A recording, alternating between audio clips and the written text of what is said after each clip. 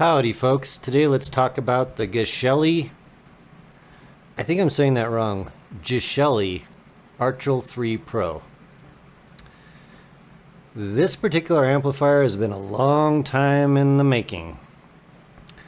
I had something to do with it being created, which is mostly that I hooked up Sparcos out of Denver, I think Denver? Well, Colorado, I can't remember Denver, but United States op-amp maker, the Sparcos Pro SS2590, I believe.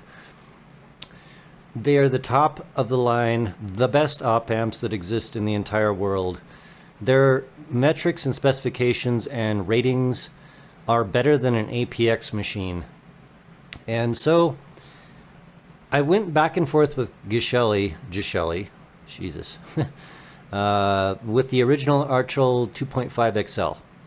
And I had them modify it and put a little socket in there, and I sent them some Sparcos Op-Amps to put in there, and I rocked that thing for a number of months. It absolutely blew me away and was the best thing I've ever heard, and rated at the top of anything I've ever heard. And that includes everything. Topping, what is it, A90 discrete, X Duo, what is it, XA10 I think maybe, and you know, a bunch of other odds and ends. But Geshelli got in contact with Sparcos. I kind of hooked them up over email and just let them do their thing. So Andrew, who runs Sparcos, he's an engineer, developed I think it's a headphone amp circuit for the Sparcos, right? And they have that circuit on their website. I'm not going to pull it up because 99% of people don't know what the hell it looks like or means or anything. But Geshelli implemented that circuit in the A3 Pro. And so what I mean by that is that this particular amplifier right up here is entirely run by Sparcos Op-Amps. There's no like separate amplification circuit, right? And just to mention this also, this is the JNOG 2. This is my original modified one. The analog outputs, the RCAs, are run by also the Pro Sparcos Op-Amps. So this thing is disgustingly good. It's the AKM version, cedar casing here. And it's truly the best DAC I've ever heard by a huge, huge amount. So having said that, the Archel 2.5 XL, I sent that back to Geshelli so that they could turn that into the A3 Pro. And I got it in. And initially I was completely over the moon. And then I finally started, so I tune headphones, the Glamdrings, and I finally started actually measuring headphones on it. And immediately I found a sub-bass roll-off of about 2 to 4 dB. And I don't understand this, and I've been back and forth with Geshelli a few times, but we haven't really come to the conclusion of what it might be. But basically this, XLR's inputs on the A3 Pro had even a greater sub-bass roll-off than the RCA's. I have no idea why this is happening. But talked to Gino at Geshelli. He's a super awesome guy to talk to as long as you have some idea of what the hell he's talking about. Obviously, he's an engineer, and if you don't know the terminology and some type of electrical engineering, you're going to get nowhere. I know at least a little bit about that, so that's something. So I went back and forth with Geshelli and also Sparcos, and I made one modification of this, which was completely stupid. There were some resistors that, I'll just say this, Geshelli is used to discrete op-amps, so those are like chips. They were not used to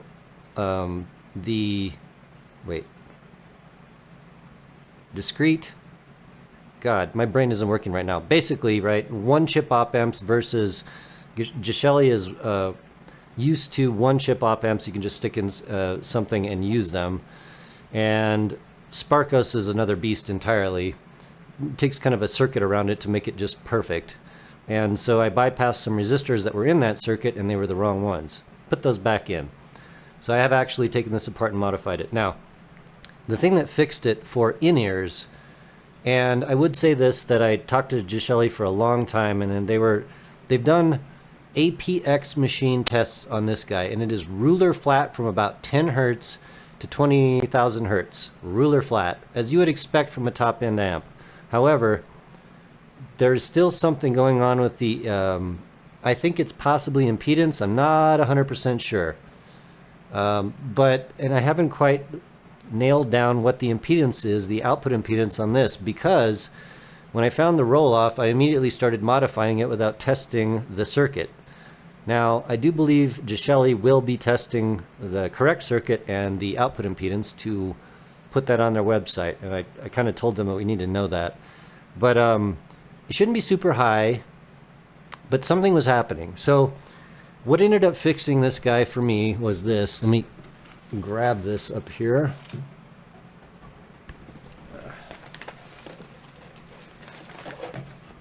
Sorry, should have got them out, but there's some coupling capacitors. These are Nichicon, what are they, Muse, top of the line audiophile capacitors that were in line with the headphone jack. And the reason that I was told that these exist is because if the op-amps go bad, if something happens to them, they will send all of their voltage into your headphones and they will very likely explode. This is not a good thing. So this is partly required by FCC regulations and partly it's a protection circuit. But these two guys, one for each channel, left and right, caused a roll-off in the sub-bass compared to what I was expecting. So I just wanted to mention that. I am going back and forth with Geshelli, and let me just say this. They're a company that makes amplifiers, and I'm just a guy that uses amplifiers. I don't make them. They have a ton of orders. They're absolutely backlogged as far as I can tell. And so I don't expect them to come back very quickly with solutions for what this problem is. But I would say that for me, all I had to do was remove these and run a wire between the two contacts, thereby bypassing them entirely out of the circuit. So at this point, my Archel 3 Pro is slightly dangerous in the respect that if the op-amp dies or something happens, it probably will nuke my headphones.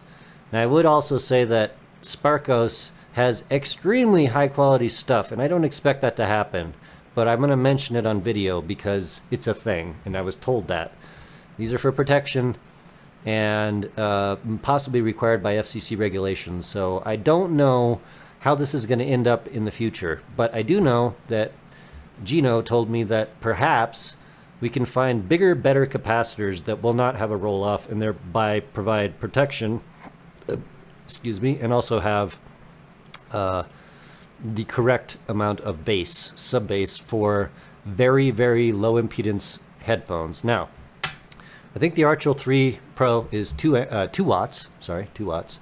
Not the most insane thing, but it is good enough for any kind of stuff I would ever need to use, me personally. I would also say that for Glamdrings, which is a planner, they're 16 ohm, and I can actually run this on high gain and get this up to like right about there, maybe a little louder depending on the track, and that's for non-brick wall mastered tracks. I can crank this sucker up to the moon. And so that would be like live tracks that aren't, you know, mastered and not brick walled and things like that. So the thing to know about that is that you have a huge volume sweep on this. It doesn't like ramp up volume so fast that you can't actually use the knob, and also the high gain as well, same deal, right? And I can use high gain on my in-ears, my sensitive in-ears, so very, very interesting.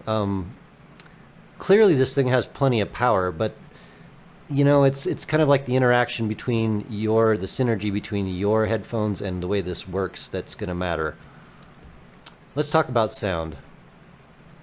This thing is the best I have ever heard. And by the best, I mean I'm just going to say this directly. The treble is creamy and highly extended, and it gives me little, like the hairs of my neck stand up, that kind of like subtle, incredibly extended treble. And it is, if I compare this directly to my Mo2 MK5 Mark V, the headphone jack on it, which is just, you know, a standard Sabre headphone jack, this thing pretty much breaks it in half. It is so much more 3D, and you don't get any kind of like weird peakiness that you might get from Sabre stuff. point I'm trying to get to is this thing is next level. It's absolutely the best thing I've ever heard. That it blows everything else away, and it had to be. I had to modify it to get to that level and take these guys out.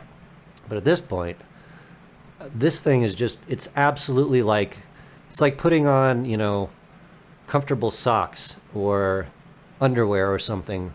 I know that this thing will make me feel the music in my body and in my soul. It's just incredibly musical. Bass is all you'd ever want, right? There's no roll off without the capacitors in there, and I've tested this on graph, on, you know, measuring it. Also, I probably should have done this, but I wanted to test the voltage coming out of this jack. I just haven't done it yet. Gino told me to try that and make sure that taking the capacitors out wouldn't do anything. He said it wouldn't, so, you know, probably that. But I was kind of holding back to make this video. I would have done it the day I got it, but I wanted to see if Geshelli would be able to have some type of modification, or like maybe a sub version of this for in-ear people. And as of right now, I haven't heard back, and like, I'm not going to bug them about this. They have their own stuff going on, and you know, I can't force them to try and do things, but I'm telling you exactly what I did. And I'm not going to modify these for people. Don't even ask me about that. It's ridiculous. But if you want the best amplifier that's ever been made that rates better than an APX machine, it's this, the A3 Pro. And if you want the top level of what this thing can do, take those coupling output capacitors out, bypass them with a wire, and I'm just telling you, man, this thing is musicality to infinity. It is the most amazing amp I've ever heard. I guess maybe what hits me so well with this is just the 3D qualities, and the subtle, incredible extension of it is just so sultry and amazing, and it's got X factor for days, and like, you know, the things I talk about, just god damn it, this thing is amazing. I guess I'll flip it around just so people can see what my line is on it here. So the way I'm doing this, I made myself some little the J-Nog here has they had to take off the little jack here so we could have some pigtails, because the Sparcos that are right behind that were too big to fit that. I made myself some nice little cool cables here to hook into the A3 Pro. We have balanced inputs. I don't use those at all because Sparkos on this are only on the RCA single inlet outputs, and I don't, you know what, I just don't care. At this point, it sounds so freaking incredible that I just don't care that maybe the XLRs might be better. Don't care, not at all. I also run optical into the J-Nog. That way it is electrically isolated from everything else in everything. Also, just to mention, I've got the powers. These are 12 volt. You know, they come with their power adapters, but they're 12 volt, maybe like 1 amp or something like that. Not incredibly big, maybe 2 amp. But I do run these off their own power strip connected to the same plugs, so that there's, see, like you could have a ground differential so that the ground in your plugs, let's say they're separated by some amount of feet with some devices in there, can cause some amount of voltage to run into your ground wires. So I have these basically like run together on the same power strip into the same outlet. And for me, that does the best thing. Probably won't matter for you, but I have had issues in my house with ground hum. And actually, I just had a remodel, and that apparently is gone. So I think it was something in my kitchen, one of my appliances, which is interesting to say. But in any case, I can't recommend this more. I think the price is it's like $600. I'm not going to look it up. You go look it up on Geshelli's website. The A3 Pro is only in wood, not metal. So I think that the price includes a wood shell, and you can pick your different woods. I actually don't know what these woods are, but this thing is freaking gorgeous. Holy shit. And just to let people know, I had the smoked panel on the bottom, the J-Nog. This one actually has, it's the yellow, I think it's yellow or like gold tan or something, colored plexiglass.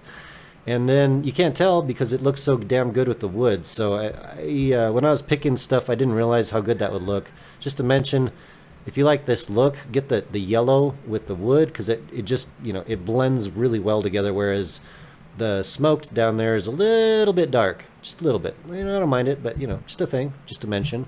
And I did get the cedar case. I love cedar. I'm in the American Southwest, so blah blah blah, love it. Also, these are dovetails, and I think you could request dovetails for more money, but this one is obviously not dovetailed on the build. And it's worth mentioning because things are so beautiful. Like, I just put them on my desk, and I love to look at them. They exude quality and attention to detail in terms of the engineering, the sound, and how much they love, that is, Geshelli loves making these for people. I think Geshelli's old man, sorry, I don't know his name, the dad of the family, is the woodworker, and he does the shells, whereas Gino, the engineer, does the electronics and things like that. And just to mention, it's a family-run business, and they're very responsive, and I really, really adore also family-run businesses. I have my own business as a family-run business. I keep it small, compact, and efficient, and that's the way it needs to be, and I'm not going to scale that up. And I think that hopefully Geshelli is like me. They want this to be a family-run business and not scale it to the moon and then lose track of their important customers and their important customer service. I'm saying that on video because I just wanted to say it out loud. I appreciate it, and I would spend more, absolutely more, for this type of service, quality, and attention to customers. It's just worth a lot more to me. Also, it's in America. If you're an American, you can do things with Geshelli very easily. So, can't recommend this amp higher. There's nothing that beats it. Nothing that you could possibly get. And I wish that I could just send you a link and you can go buy exactly what I have here, but the capacitor thing is an issue, and hopefully we'll be able to work that over time. And I'll just say this. If you ask Gino to remove those, I think he'd probably have you sign something saying if it blows your stuff up, he's not involved with it, probably. I would say that if you just don't include these, it's a little bit cheaper on his end and just run a wire, so that it's not increasing costs in that respect, but because of the fact the FCC actually regulates, I think, protection capacitors or something like that. I don't know the exact wording. I think there's a very high chance that something needs to happen for these, unless you sign something and say that you're taking responsibility. Probably something like that. Just thought I'd mention it. Right on. Get yourself an A3 Pro, and you will find yourself with the best amplifier money can buy. Later.